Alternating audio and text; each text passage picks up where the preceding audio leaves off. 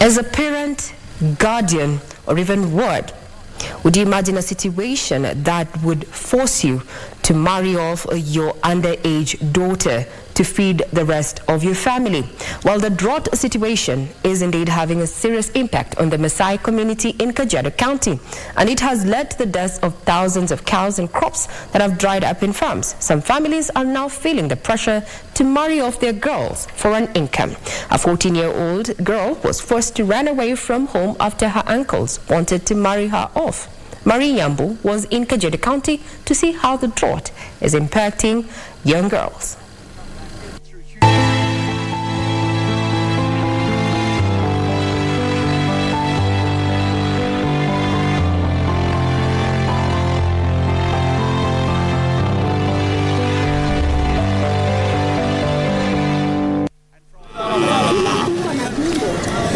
The Maasai cattle market in Kimana, Kajiado County. The herders come here each week to sell their animals. On a good day, a bull can fetch up to 70,000 shillings. These are the lucky ones to survive and fetch an income. Climate change is changing things. The Maasai are losing their source of wealth at an alarming rate. By the end of last year, the county lost close to half of its livestock. So it's really making us not feel good. Nelson Ngida is a Maasai community outreach worker. We depend on animals. Now all animals are dying, then we are worrying about how our life will be. For him, climate change is personal. He's lost 15 of his own cows. Nearby, the Kimengele River is dried up. The land is parched. All this is having an effect on families. Howdy. It's been especially hard on poor women and girls. 37-year-old Nasha Pai, not her real name, used to work in this maize farm in Oloitoktok near her home. She earned 300 shillings a day to cater for food and school needs for her 3 children. But all that is now gone with the drought. Sasa huwezi kununua chakula, siwezi kuenda kununua chai na kitabu. Kama ni mtoto mgonjwa siwezi kupeleka hospitali. And it's not only her source of income that is gone. She used to sleep here with her daughter. But her 14-year-old daughter ran away. When the money ran out, the uncles came calling. They were looking to marry her off for an income. Sasa nakwambia mimi wewe utajua sababu ukileta tu ukisikia tu hata kama ni gisa sisi tapeana hii mtoto hata bila sisi tatariwa hii mtoto taenda kupeana. With this kind of pressure, some girls are scared and are running away from home and finding shelter in rescue centers.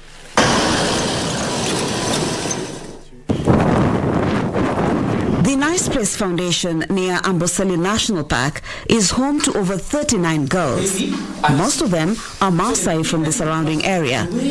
Some are rescued from early marriage, others are here for training as girl rights advocates. Nasha Pai's daughter now calls this place home. She has food and a bed to sleep on, and she's escaped early marriage for now. Nilifeel tu vema na nilisema bado mimi sasa mimi nikipeanwa hakuna kile ndaweza kujisaidia na mama wangu tu hata hiyo ng'ombe akishakula haitakuyemsaidia itaisha kwa hiyo siku arudi tena kwa shida. The uncles had already identified a suitor for her. Walikuwa wanatarajia kupata ng'ombe ili yani mama atajirike sasa. Kelly Mwende is the project officer in charge of the safe shelter at the Nice Place Foundation. In this area, when a girl reaches a certain age, she's considered ripe for circumcision, and after circumcision, she's seen mature to be a wife. But Kelly is afraid that if the drought situation continues, the numbers will increase. In our community, they only need 5 cows. 5 cows, sugar, blankets. Then it is over. Then you are married off. Margaret Naneo is also at the shelter. She is a 19-year-old whose father was paying her school fees until all of his cows died. And together with my grandfather, they planned to circumcise me and to marry me off.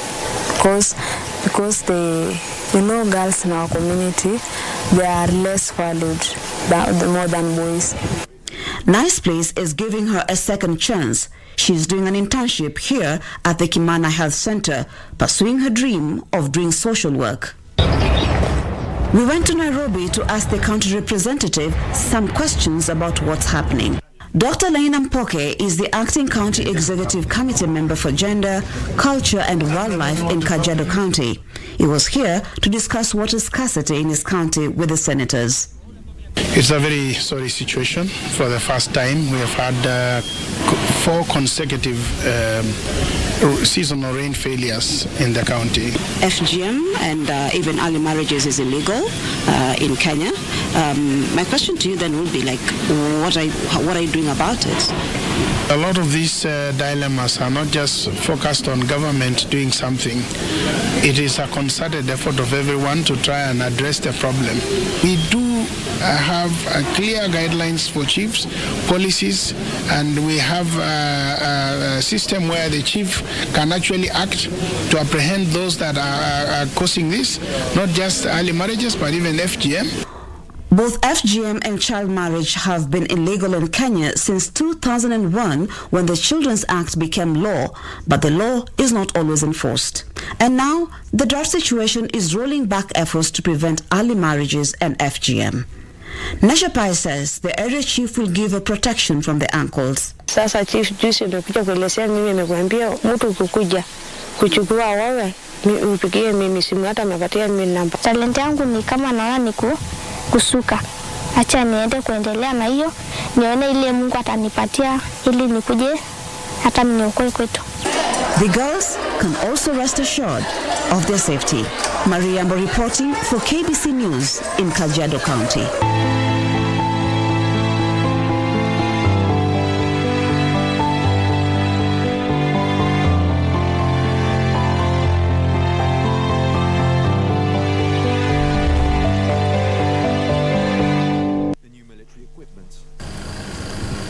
Sadia, we hope that government as well as private sector needs to intensify its efforts in mitigating the effects of drought.